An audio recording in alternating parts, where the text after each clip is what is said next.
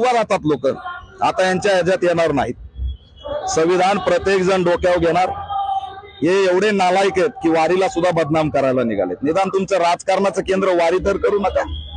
आणि जर वारी केंद्र करायचंय तर आळंदीमध्ये युपीचा बाबा आणून कोण बसवला आणि किती जागा तुम्ही 500 एकर गायरान जमीन ताब्यात घेऊन कोणता मठ उभा केला ते काढा लावू नका. योगी आदित्यनाथच्या थ्रू वारकरी महाराष्ट्रातले त्यांची इथली परंपरा आहे.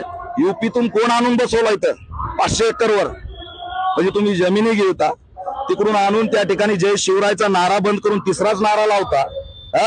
आम्हाला बाहेर काढावं लागेल. आणि वारीला बदनाम करायला निघाले त्यांना वारी सुद्धा नको, कारण मानवतेच्या विचाराच्या विरोधात आहे ते. हे शत्रू आहेत मानवतेच्या विचाराचे, संविधानाचे, संविधानाने दिलेल्या मूलभूत हक्क आणि अधिकाराचे. त्याच्यामुळे यांचा जो प्रयत्न आहे तो वारीला सुद्धा बदनाम करणे आणि पुरोगामी बहुजनवादी मानवतावादी आंबेडकरवादी संविधानीवादी विचारांना मारून टाकणे हा यांचा उद्देश आहे. पण तो उद्देश आम्ही या ठिकाणी पूर्ण होऊ देणार नाहीत.